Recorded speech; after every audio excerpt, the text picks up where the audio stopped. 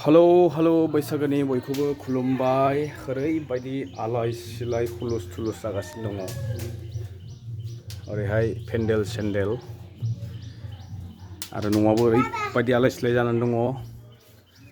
खामानि सोलिगासिनो दं। ओरै फारसेथिं मोनसे जोंनावहाय गिदिर खर्मबो जागासिनो दं। आं नोंथांमोननो बेखौ उनावहाय आपडेट होगोन। प्रेजेन्ट जिथु सावथाल आदिबासि भाइफोरा रुनिकाटा फरेस्ट रेन्ज अफिसाव जिबायदि गाग्लोबदों बे एक्सुवेलि जानाङामोन आरो बे जाथायखौ जोङो कन्डेम खालामो। आनफर्चुनेट बियो। बेवहाय आं दिनै स्पेसियेलि मोनसे जिनिसखौसो अबजार्भ खालामदों जे बेहाय थारैनो जोंनि बिटिसिनि थागिबि अरिजिनेल सावथाल आदिबासि भाइफोर दंमोन ना बेनि अनगा गुबुन जायगानिफ्राय फैनाय नैबे एसे सन्देह जाना फैदों। मानो होनब्ला मोनथिना मोन्दों सानैसोआहाय लकेल लेंगुवेजखौबो माने बारा बुजिस्लाबिबो दङ होननानै खोनादों। आरो फारसेथिं बेबायदि डिपार्टमेन्टनि जिखिनि वेपन्सफोरखौ जब्द खालामनानै जे सावगारि मोनसे ओंखारदों बे दुखुनांथाव। बे एकर्डिं टु ल माबायदि एक्ट माबायदि आयेननि मथे बिथांमोना बे हाथियारखौ जे जब्द खालामदों बेनि साजाखौ माबायदि मोननांगौ बेखौ नोंथांमोना कमेन्ट्सनि गेजेरजों फोरमायहर। आरो बिथांमोननि लिडारशिपआव गोबां अर्गेनाइजेसन्सफोर दङ। जिहेतु गिदिर स्टुडेन्ट इउनियन बायदिसिना अर्गेनाइजेसन दङ। गोबां दैदेनगिरिफोर दङ। बिथांमोना दिनैसिम गावसोरनि रायजो राजाफोरखौ जे भुल मावदों बेखौ नुहुरालाबासिनो गुबुननिखौ बांसिन आसि थुनायाव बर्थमान बिथांमोनखौ जों गोबां नुगासिनो दं। जेनहक फरेस्ट डिपार्टमेन्टआ मैया जिथु माखासे हाग्रा बिफान दा गाग्लोबहैदोंमोन बा बिथांमोना हाग्राखौ सिलिंखार खालामजोबनानै हादान लाहैनायनि जि सेस्था नुदोंमोन आं बेखौ एसे नुज्रांदोंमोन। हयथ' बेनिनो रिएक्सन बियो। नाथाय आयेनखौ आखायाव लानानै बिथांमोना दिनै जिथु हुंखार होदों जि स्ल'गान होनानै धरना होदों आरो जि कमेन्ट्सफोरावहाय जों नुगासिनो दं डाइरेक्टलि माने कमिउनिटि बेसिसाव बिथांमोना जोंखौ एटाक खालामबाय थानायखौ नुदों। दिनै फरेस्ट डिपार्टमेन्टआ सोरबा जोंनि बर' जाथिखौल' टारगेट खालामनानै जे बिथांमोना मोनसे बेवहाय कमेन्ट्सनि थ्रुयै ससियेल मिडियायावहाय मोनसे हिंसा जे नुथाय लामा थारैनो माने बर' होनब्लानो माने नायनो बानाय जि बिथांमोना जि दिन्थिगासिनो दं बे एक्सुवेलि आनएक्सेप्टेबोल। बेखौ थाबैनो आदिबासि भाइफोर नोंथांमोननि सावथाल भाइफोर नोंथांमोननि स्टुडेन्ट अर्गेनाइजेसन लिडार्सफोर नोंथांमोना बेखौ कन्ट्रल खालामनांगौ। बेफोरबायदि हेट्रेड कमिउनिटि बेसिसाव बे सिटुवेसनखौ दालां।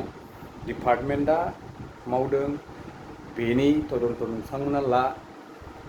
लिगेल ना आनलिगेल जि एक्टिभिटि सोलिगासिनो दङ जि हाग्रा सिफायनाय जे हाबाफारिमोन अफिस सिफाय फैनाय बेनि उनाव रिएक्सन जिहेतु खालामदों नोंथांमोना बे लिगेल आयेन मथे नंगौना नङा बेखौ नोंथांमोना बिजिरग्रो। बेनि उनावहायसो मेन सलिउसनाव फैगोन। खिन्थु ओरैनो जानला मेनला हेट्रेडखौ ससियेल मिडियानि गेजेरजों स्ल'गान होयै गाज्रि बुङै फोसावनाया खिन्थु जोंनिबो सेन्टिमेन्टखौ फोजाखाङो।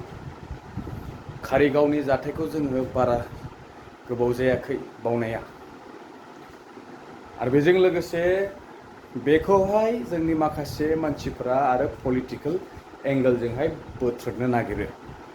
गावबागाव परिस्थितिखौ बुजिखा रोंखा राखा एसे बिजिरनानै नायग्रो। बेवहाय मा जाखो उमुगनि सरकाराव दिनै मानो बिदि जादों थुमुक जादों होननायनि बे सम नङा। जाथाया मानि थाखाय जादों मानि थाखाय रिएक्सना फैदों बेखौ बुजिग्रो। बेवहाय रावनिबो दस गैया। डिपार्टमेन्टआ अर्डार मोनदों अर्डार मथे बिथांमोना मावदों। बेनि रिएक्सनखौ बिथांमोनासो मा साननानैहाय बेबायदि अफिसाव फैखो बिथांमोननियाव हयथ' किसु आन्डारस्टेन्डिंनि अभाब जादों होननानै आं सानो। आरो बेनि बादै एख' गैया। आरो बेबायदि जोंनि गेजेराव जों गावजों गाव जुदि बेफोरबायदि जायोमोनब्ला माने गोबां जोंबो माने हिर' गावजों गावबा जोबोद हिर'। नाथाय गुबुनजोंबा नै बेफोरबायदि अबस्थायाव मानोना जोंनो निजेखौ सोंखारनानै लायो। जिहेतु आङो नै ससियेल मिडियायावहाय जिहेतु पस्ट फैदोंमोन लाइभ बेवहाय नुदों जे जोंनि माखासेफोरा पलिटिकेल एंगोलजों बायदिसिना कमेन्ट्सआवहाय सापर्टसो होदों खिन्थु बिदि सापर्ट होनाय माने मा फर दा ग्रेटार इन्टारेस्ट अफ दि बड' पिपल होननानै जुदि नोंथांमोना बुंदोंब्ला दिनै हाग्रा ओनसोलखौनो जों जुदि बासायनानै लाखिनो हायाब्ला जोङो बिटिसिखौ बा बिटिआरखौनो मोनसे गेरेमसा हादोर हिसाबै जोंनि बर'नि बा जोंनि बेवहाय बिटिसिआव थानाय जाथि जनगोष्ठीफोरनि थाखाय मोनसे गोजोननि मोनसे लेन्ड बानायनो होननानै सानदोंब्ला नैबेफोरबायदि परिस्थितिया दिनै नोंथांमोना ओरैबा ओरै थुज्लायबाय थानानै दिनै गावजों गाव अर सुलायबाय थानानै जों मालाबाबो गोजोनाव थानो हानाय नङा।